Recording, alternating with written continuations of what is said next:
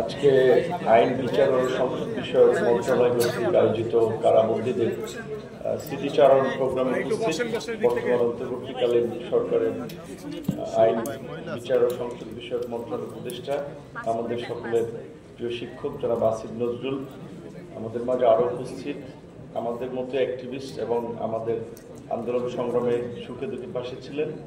বর্তমানে পরিবেশ, বন এবং পানি সম্পদ উন্নয়ন মন্ত্রণালয়ের দায়িত্বে আছেন উপদেষ্টা সৈয়দা রিজওয়ানা আপা, বিভিন্ন রাজনৈতিক দলের নেতৃবৃন্দ, সাংবাদিক ভাই বোনেরা, সবাইকে সালাম এবং শুভেচ্ছা। আসসালামু আলাইকুম। আমি কয়েকজনের কথা শুনছিলাম এবং নিজের মেমোরি রিকল করছিলাম। আসলে এই 19 জুলাই মানে রাত্রে, যেটা আমি এক ভাই যেমন ছাত্র দলের ভাই বলেছিলেন ওই দিনের প্রতিরোধের কথা এবং ওনার সামনে দুজন মৃত্যু হয়েছে, ওইরকম একটা ঘটনার এক্সাম্পলের কথা। আমিও মূলত রাজনৈতিকভাবে আমরা যখন 16 তারিখ আবু সাঈদের মৃত্যুর খবর আমরা পাই, সে সময় আমরা যারা যুগপৎ আন্দোলন করেছিলাম, বেশ কয়েকটি রাজনৈতিক দল, বিএনপি জামাত সহ শেখ হাসিনার পতনের এক দফা দাবিতে, তারা যোগাযোগ করে আমরা বলেছিলাম যে এই মৃত্যুর পরে রাজনৈতিক দলগুলোর একটা রিয়াকশন দেখানো দরকার। তখন একটা সিদ্ধান্ত হয় যে 17 তারিখ গায়েবানা জানাজা এবং বাইতুল মোকাররমে গায়েবানা জানাজা পড়তে বিএনপির মহাসচিব মির্জা ফখরুল ইসলাম আলমগীর সহ অনেক নেতৃবৃন্দ আসেন। আমরা অনেকে ঢুকতে পারি নাই। 18 তারিখ আমরা কর্মসূচি দিয়েছিলাম, মঞ্জু ভাই এখানে ছিলেন, কালো পতাকা মিছিল সারা দেশে শিক্ষা প্রতিষ্ঠানে বা শিক্ষার্থীদের উপর হামলার প্রতিবাদে। 19 তারিখে আমরা আবার আলাপ করে, শুক্রবার ছিল, সবাই জয়েন করতে পারবে কর্মসূচিতে, সেদিন একটা কর্মসূচি, বিক্ষোভ কর্মসূচি দেওয়ার কথা হয়, রাজনৈতিকভাবে আলোচনা হয়। তখন গণমিছিলের কর্মসূচি দেওয়া হয় এবং ওই কর্মসূচিতে অংশগ্রহণের জন্যই মূলত আমি, শুক্রবার দিন ছিল, বাসা থেকে একেবারে উজু টুজু করে নামাজের প্রস্তুতি নিয়ে বের হয়েছে, নামাজ পড়বো বাইতুল মোকাররমে। কিন্তু আমি বাড্ডা থেকে আমার বাসা মহানগর প্রজেক্ট, ওইখান থেকে আসলে বের হওয়ার পথেই দেখতেছি যে ধাওয়া পাল্টা ধাওয়া এবং বিল্ডিং এর উপর থেকে বিচ্ছিন্নভাবে গুলি এসে পড়তেছে। এবং তখন 12:30টার মতো বাজে। তখন ক্লাস 10-এর একজন শিক্ষার্থী রাস্তায় গুলিবিদ্ধ হয়। তখন তাকে নিয়ে সবাই খুব অস্থির হয়ে পড়ে। তখন আর আমি সামনে আগাতে পারলাম না, আসলে যে এইভাবে গুলি এসে পড়ছে, এখন আমি যে যাবো হেঁটে, কারণ তখন তো গাড়িটারই বন্ধ, যাওয়া লাগবে হেঁটে হেঁটে ওখান থেকে। তখন ভাবলাম নামাজ এখানে পড়ি, তারপরে বের হবো। ওইখান থেকে নামাজ পড়ে মূলত ওই দিন বের হয়ে হাঁটতে হাঁটতে মালিবাগ, আমার সাথে খালি একজন ছিল, যে সাধারণ পাবলিকের মতো হেঁটে যাবো, কয়েকজন পাশে থাকলে অনেকে বুঝবে যে এটা আমরা মাস্টার্স পড়া। ওই সময় ইসলামী ব্যাংক হসপিটালের সামনে, আসলে আমিও জাস্ট ইসলামী ব্যাংক হসপিটাল থেকে কালভার্ট রোড, ওইখানে আমাদের কার্যালয়, ওইদিকে আমাদের মিছিলের কথা। তার আগের দিন রাতে সবাইকে মেসেজ করে দিয়েছি যে সবাই দুপুরে বাসা থেকে খেয়ে বের হবেন, জুমার নামাজ পড়বেন পল্টনে, যেহেতু মিছিল কর্মসূচি ওখানে। তো ওইখানে যাব, আমার মানে কিছু বুঝে ওঠার আগেই দেখি একজন পড়ে গেছে। কোত্থেকে ঢিল এসে পড়েছে না কি পড়েছে সেটা কার্যত জানি না। পরে দেখি একেবারেই তার এখান থেকে মানে সাদা, আসলে আমি তো টাচ করে দেখি নেই মগজ না কি বেরোচ্ছে, দেখি সাদা একেবারেই রাস্তার ওখানে বেরোয়। সাথে তখন ইসলাম ব্যাংক হসপিটালের স্টাফরা 2-4 জন আগে তাকে নিয়ে আসলো। আমরা একটু হসপিটাল দেখলাম, এইভাবে গুলি চলতেছে, একটু হসপিটাল ওখানে দাঁড়ালাম। তার কিছুক্ষণ পরে থেকে আরো একজন মহিলাকে নিয়ে আসছে। পরে ওনার কাছে শুনলাম যে উনি সেগুন বাগিচা বাসায় গুলিবিদ্ধ, বাসার জানালার ফাঁক দিয়ে হয়তো দেখছিলেন কিছু এই বর্বরতা কিংবা পুলিশের অ্যাক্টিভিটিস, সেখানে গুলিবিদ্ধ হয়েছিলেন। তখন ওই পরিস্থিতিতে আর আমরা সামনে আগাতে পারিনি কার্যত। তখন রাতে যখন বাসায় ফিরি, তখন মনে হচ্ছে যে এই পরিস্থিতির পরে যদি আসলে আমরা কোনো পরিবর্তন না করতে পারি এবং প্রতিরোধ গড়ে তুলতে না পারি, তাহলে কার্যত আমাদের কারোই রেহাই নেই। তখন আমি রাত্র 9টা-10টা থেকে সবাইকে ফোন, ডাইরেক্ট ফোন, তখন ইন্টারনেট শাটডাউন ছিল, ডাইরেক্ট ফোনে ফোন দিছি বিভিন্ন রাজনৈতিক দলের নেতৃবৃন্দ, অ্যাক্টিভিস্ট সবাইকে। এমনকি ওই দিন নাহিদ, হাসনাদের সাথে এক্স্যাক্টলি কথাটা আমার খেয়াল নেই, তবে সার্জিস আর নাহিদের সাথে কথা হয়েছিল, এটা আমার স্পষ্ট মনে আছে। যেই কারণেই তখন ওই ডিবি হারুন গ্রেপ্তারের পরে বলেছিল যে 2 সমন্বয়কে নিয়ে সরকার পতনের ছক এঁকেছিলেন। তো তখন আমি ওদেরকে বলেছিলাম যে দেখো এখন যে পরিস্থিতি, এখন তোমাদের সুযোগ এসেছে জাতির নেতৃত্ব দেওয়ার, তোমরা জাতির হিরো। আর যদি পিছু হটো তাহলে আসলে আমাদের কারোই নিস্তার নাই। যে ঘটনা ঘটছে এর কারণে তো প্রত্যেককে এমনি জেলে যেতেই হবে, সুতরাং এক দফার কিন্তু বিকল্প নাই। তো এবং আমার যার সাথেই কথা বলার মোটামুটি আমি বলেছি এবং আমি ধরে নিয়েছিলাম যে হয়তো আজকে অ্যারেস্ট হতে পারে। কথা বলে শেষ করছি আপনার তখন 1:15 বাজবে। ঘুমাই নাই, জাস্ট বিছানায় যেটা বলে আর কি সমুদ্র গা এলিয়ে দেওয়া ওরকম জাস্ট ছিলাম। তারপর দরজায় ধাক্কাধাক্কি শুনতে পেলাম। কিছু বুঝে ওঠার আগে, আসলে প্রস্তুতি নেওয়ার আগেই তারা একেবারে দরজা ভেঙে ভিতরে ঢুকে গেল। আর আমি তখন একটা ট্রাউজার পরা ছিলাম এবং আমার বাসায় একটা, যেটা হয় আমরা একটু রাতে পুরানো কাপড় পরে ঘুমাই, একটা প্লো শার্ট ছিল এবং আমার একটা ছোট বাচ্চা আছে। কারণ যদি প্রস্রাব করে দেওয়ার ফলে আমার ফিল হচ্ছিল বাম পাশে এক সাইড একটু ভিজা। তো আমাকে জাস্ট কি বলবেন যে আপনার শিকার যেভাবে ধরে, চিল যেভাবে সবল মেরে, ঠিক ওইভাবে এমনভাবে ধরছে এখানে একটা মানে টি শার্টের বলা চলে পোলো শার্টের একটা বাটন ছিঁড়ে গেছে। তখন আমি বললাম ভাই এটা একটু পড়ছে বসে, আমি একটু চেঞ্জ করে নিই। পরে আসলে এই কথা বলার পরে ওইখানেই কার্যত আমাকে, ওইখানে আমাদের বাসায় একটা ওয়ার্ড্রোব আছে, ওটার সাথে এমন ভাবে ধাক্কা মেরেছে তো মানে হচ্ছে মানে গেট দিয়ে বের করার জন্য। বুঝছি যে ওদের সাথে আর কোনো কথা বললে শোনা হবে না। তখন আমার ওয়াইফ তো আমার হাত ধরে রাখছে, শরীর ধরে টানাটানি করতেছে। তখন আমি তাদের সান্ত্বনা দেওয়ার চেষ্টা করলাম যে আসলে কিছু হবে না, ওরা নিবেই, সো বি ইজি। এখান থেকে টানা হেঁচড়া করে বাসার নিচ পর্যন্ত আমি জুতা পরে বলছি আমি জুতাটা পরে নিই। খুব রাফ ভাষা অনেকে যেটা বলছে, খুব বলার মতো না, খুব জুতাও পরার সুযোগ দেয়, এক প্রকারের টেনে আসলে জাস্ট নিচে নামালো। প্রিজন ভ্যানে, প্রিজন ভ্যান না, আমি ততক্ষণ পর্যন্ত চোখ মেলা খোলা ছিল, আমি দেখেছিলাম র্যাব ছিল, তাদের সাথে ডিবি ছিল। আর সাধারণত নিয়ম যে যেখানে তারা অ্যারেস্ট করতেছে পুলিশও থাকে দু একজন।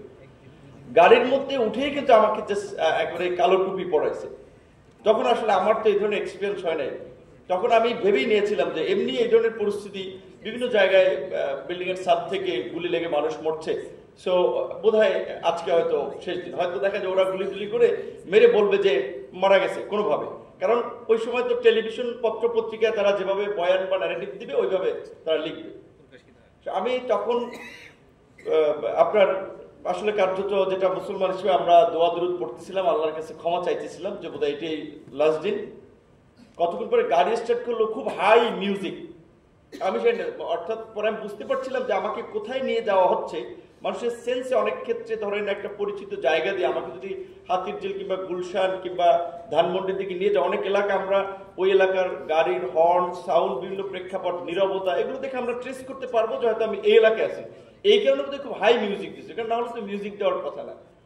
তারপরে রাতে যেখানে নিয়ে গেল ওই চোখ বাঁধাই অবস্থায়, এবং আপনার ওই যেই আয়নাঘরের যে চিত্রটা দেখালো, ঠিক আসলে এরকম সাইজেরই ঘর, পাশে এক কোনায় বাথরুমের ব্যবস্থা আছে। আমার তো ওইখানে যে হ্যান্ডকাপ পড়েছে, যে হ্যান্ডকাপ সহ চোখ বাঁধা ওই অবস্থায় আসলে আমি রাত্রে আপনার নিচে। তারপরে কখন যে দিন হয়েছে আর কখন যে রাত হয়েছে সেটা কিছু জানি না, কিন্তু নেওয়ার পরেই আমাকে ওই জিজ্ঞাসাবাদের জন্য চেয়ারে, এটা তো থানায় না, কিন্তু এটা ওই যে নিয়েছে, কোথায় নিয়েছে আমি জানি না, ওইখানে খুব উচ্চ শব্দে আসলে অলওয়েজ আমার মনে হতো লাইক মেশিন চলতো, যেন বাইরের কোনো কিছু সম্পর্কে টের না পাওয়া যায়। তো ওইখানেই তারা পরে হ্যান্ডকাপ খুলে দিল, বললো যে ভাত দিয়েছিল একটু, সাথে একটু ভর্তা, একটা ডিম ভাজি, যে একটু খাও। একটা লোক ছিল, আসলে ওই লোকটা ভালো, উনি বোধহয় ঢাকা ইউনিভার্সিটি, আমার মনে হচ্ছিল ওনার কথাবার্তাতে, উনি বলতেছিল যে নূর খা ভাই, কিছু করার নাই, এ কপালে লেখা আছে, খাইতে হবে, না খাইলে মরবি। তো এইটা একটা মানে কি বলবেন, আপনার সম্পর্কের জোর থেকে এরকম কথা বলা। তো যখন আমি মনে করছি এই লোকটা একটু ভালো, উনি খাবার টাবার দিয়ে যায়। আমি তখন 2 দিনের মতো ছিলাম, একটু বোঝার চেষ্টা করছিলাম, ভাই আপনারা কি জোর করে নিয়ে আসছে এবং এই কাজে ব্যবহার করতেছে, নাকি আপনি উইলিংলি করতেছেন? সে কিছু বলে নাই, বলছে যে কপালের লিখুন, একসময় জানবে। এ বলছে মহসিনুলের ক্যান্টিনে আলমগীরের চেয়ে কিছু খাবার সেম আছে, ও খারাপ না একেবারে। তো মহসিনুলের ক্যান্টিনে আলমগীরের কথা বলতেছে, তার মানে উনি এর সাথে পরিচিত। তো একবার আমার ওই আপনার একবার জিজ্ঞাসাবাদের জন্য যারা আসছিল তাদের আসার আগে চোখ বেঁধে নেয়, দেখতে দেয়।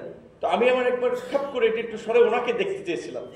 তো আসলে এখন তখন ওনার সাথে আরো একজন ছিল, উনি আবার ঠাস করে মানে আমার ঠিক এইখানে একটা মারলো একেবারে, যে কেন আমি ওইটুকু ধরতে গেলাম এই।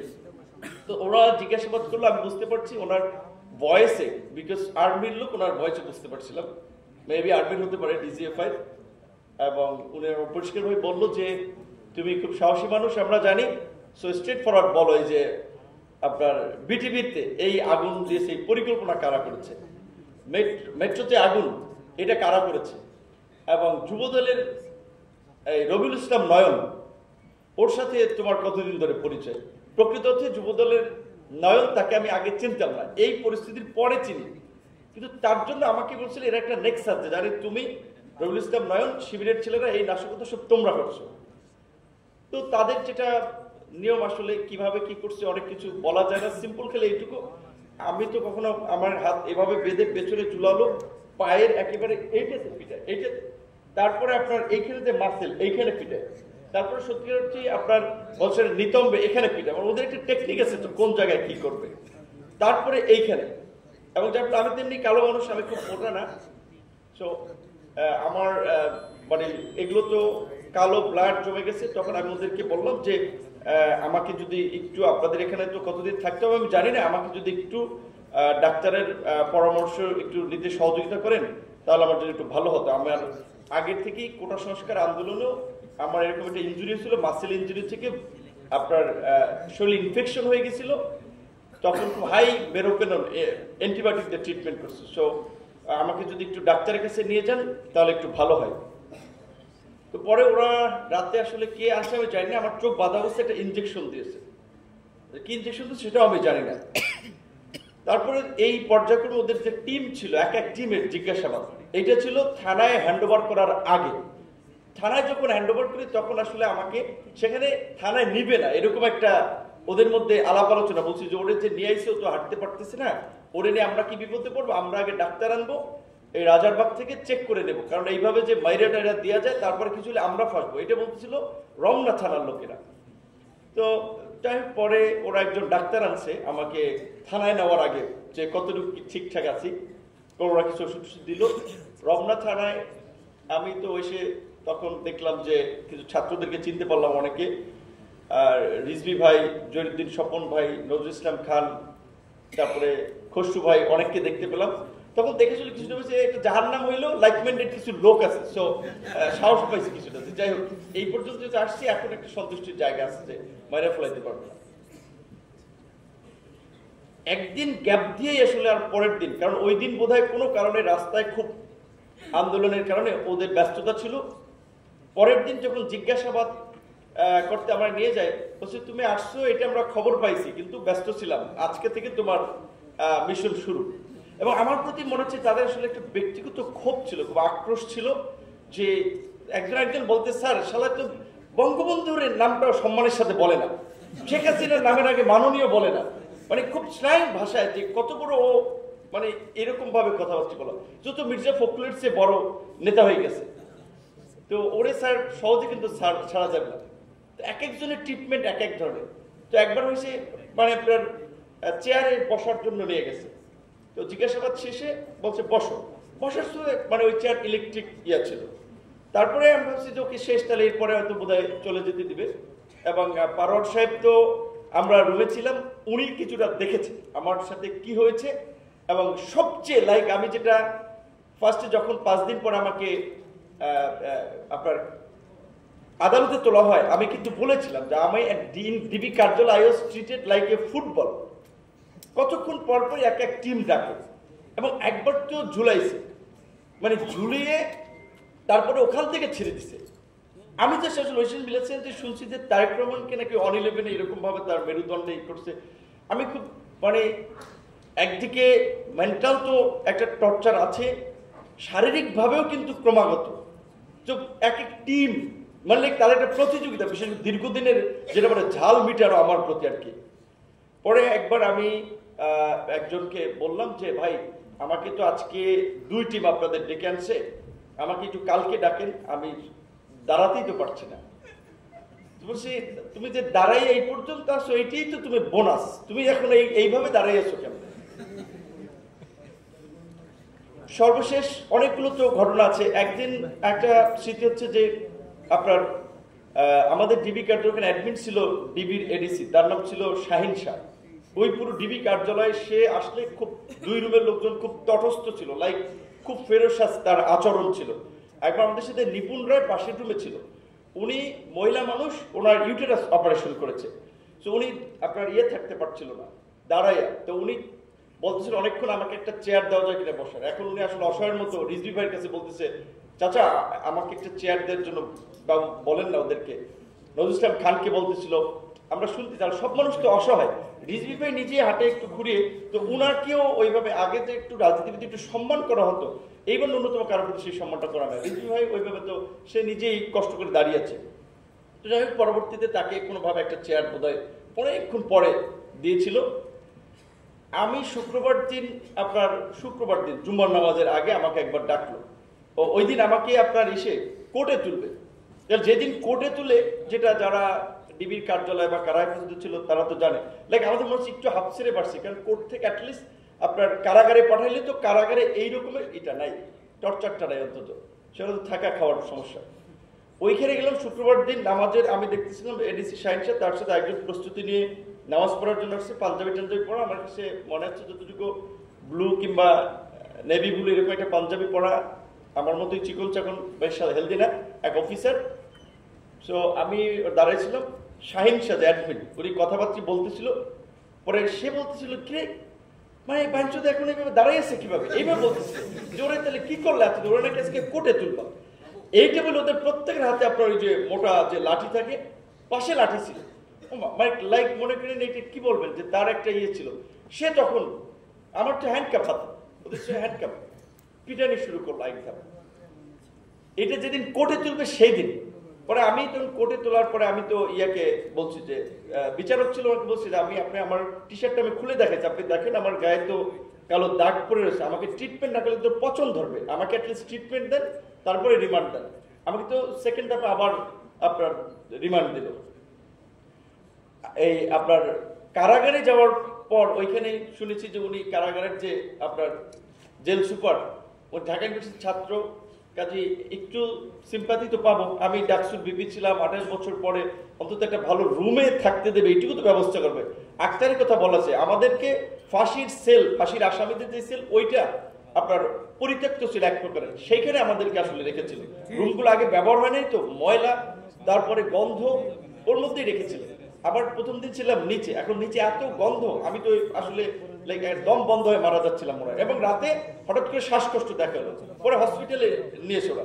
সকালবেলা আমি ওনাকে খবর পাঠাইলাম যে ওনাকে যদি একটু দেখা করে বলেন, ওনাকে আমি একটু ঢাকা বিশ্ববিদ্যালয়ের ছাত্র ছিলাম, ওনার সাথে একটু কথা বলতে, মৃত্যুটার দায়িত্বে। তো ওই কয়েকদিন আসে নাই, পরে খবর পাঠাইলাম যে একটু আমার রুমটা যদি 2 তলায় দিতে পারে সেটা দিয়ে। এবং আরেকটা আমার সাথে জেলখানায় একটা মানসিক টর্চার ছিল, জেলের আসামি আপনারা যারা কারা বন্দী থাকে তাদেরকে একটা সময়ের জন্য হাঁটতে সময় দেয় একটু, সকালে এবং বিকেলে। সবাইকে যখন ছেড়ে দিত আমাকে তখন আটকে রাখতো।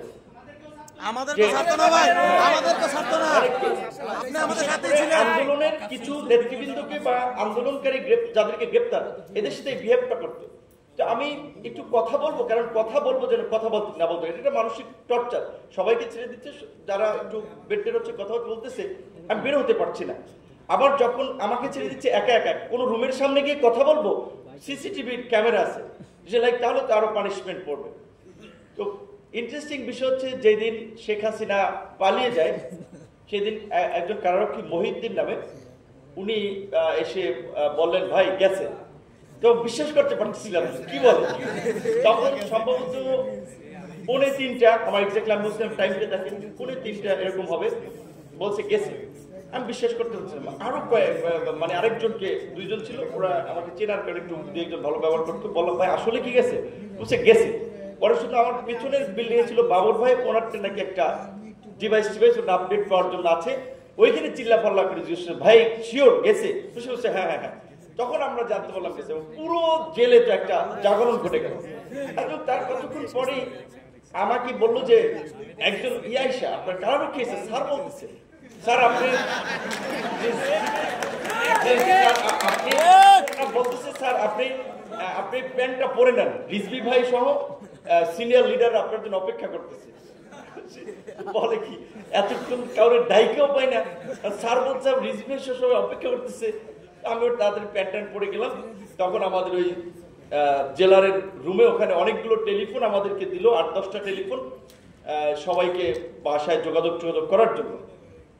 তো এটা হচ্ছে দেখেন বাংলাদেশের বাস্তবতা, যে কয়েক ঘন্টা 1 আওয়ার আগেও যারা মানে অনেকে একটু সুখ দুঃখের কথা বলার জন্য যদি একজন ডাকতাম, ভাই রুমের সামনে আসেন, কি অবস্থা বাইরে, কেউ কাছেও আসতো না।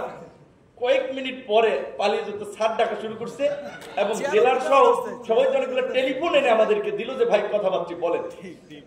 তো যাই হোক, আজকের এই আলোচনার আয়োজকদেরকে ধন্যবাদ জানাই এবং আমি এখান থেকে শুধু একটা কথা বলবো, আমাদের লাইফে যা ঘটে গেছে সেটা তো আমরা চাইলেই ব্যাক পাবো না। এবং আমি কিন্তু এখনো ইয়ং মানুষ, কিন্তু এখন অনেকক্ষণ বেশি বসে থাকতে পারি না, কারণ আমি তো ছাত্রলীগেরও ক্যাম্পাসে অনেকবার হামলার শিকার হয়েছি। তারপর লাস্টে যে ধরনের টর্চারের মধ্যে দিয়ে গেছি, শুধু একটা কথা বলি, জাস্ট এইটুকু বলা উচিত না, তারপর বলে আপনাদের এই বর্বরতাটা দেখানোর জন্য যে ভাই প্লিজ ভাই একটু শেষ করে, আরো অনেকে কথা বলবে, আরো অনেক একটু। তো শেষে একটা ছেলেকে, ইয়ং ছেলে, মিডল এজ, তাকে একেবারে ন্যাকেট করে তাকে টর্চার করতেছে। আর আমাকে জাস্ট দেখানোর জন্য যে এরকম কিন্তু অনেকের সাথে হয়। এখন তুমি চিন্তা করো ভাই, আমাদের যে সমস্ত বিষয় এগুলো যদি তুমি সহজে বলো, এবং তোমরা বলো যে তারেক রহমান তোমাদেরকে এই ইনস্ট্রাকশন দিয়েছে, ছাত্রদল আর শিবিরের ছেলেরা, বিএনপি জামাতের লোকেরা এই অগ্নিসংযোগ করছে, তুমি এটা করবা, আমরা ব্রিফ করবো, সেখানে বলবা তোমার মামলা ডিসমিস করার ব্যবস্থা করবো, না হলে সব মামলায় তোরে আসামি করবো, জিন্দিগিতে বাইরে দিতে পারবি না, শেখ হাসিনা যতদিন আছে।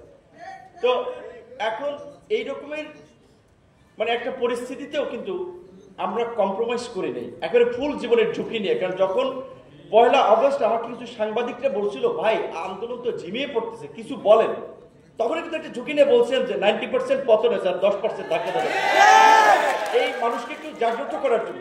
তো আমরা চাই না, আমরা জাস্ট একটা কথা, যে আমরা চাই না ওই বাংলাদেশ আর ফিরে আসুক। আমাদের একজন মাদ্রাসা শিক্ষার্থী ভাই বলেছে, না থানায় তাকে যুবলীগের ছেলেরা গিয়ে মেরেছে। তো আমরা চাই না আবার এখন আমাদের সরকার, আমরা কাউকে গিয়ে থানায় মারবো, কিংবা পরবর্তীতে পলিটিক্যাল সরকার হবে, পুলিশ আবার কারো পলিটিক্যাল ওয়েপন হবে, যেটা এরশাদের সময় দেখেন পুলিশকে এরশাদের পেটোয়া বাহিনী বলতো, খালেদা জিয়ার সময় খালেদা জিয়ার পেটোয়া বাহিনী বলতো, আওয়ামী লীগের সময় আওয়ামী লীগের পেটোয়া বাহিনী বলতো। এখন এই পুলিশ কিংবা প্রশাসনের যে ক্যারেক্টার, কর্মপদ্ধতি, এইখানে কিন্তু খুব বেশি পরিবর্তন হয় নাই। তো আমার খুব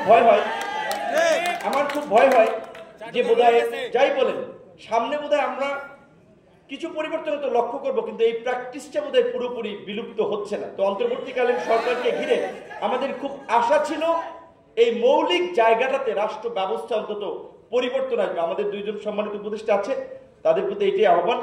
আমরা ভবিষ্যতে কি এমপি মন্ত্রী হই না, অ্যাক্টিভিস্ট হিসেবে থাকি, সেটা ম্যাটার না। আমরা একটা নিরাপদ রাষ্ট্র এবং সমাজ ব্যবস্থা চাই, যেখানে প্রত্যেক নাগরিক তাদের মর্যাদা এবং অধিকার নিয়ে বাস করবে। সেইটুকু অন্তত আপনারা এই সময়ের মধ্যে যতটুকু পারেন আমাদেরকে নিশ্চিত করবেন, এইটি আপনাদের প্রতি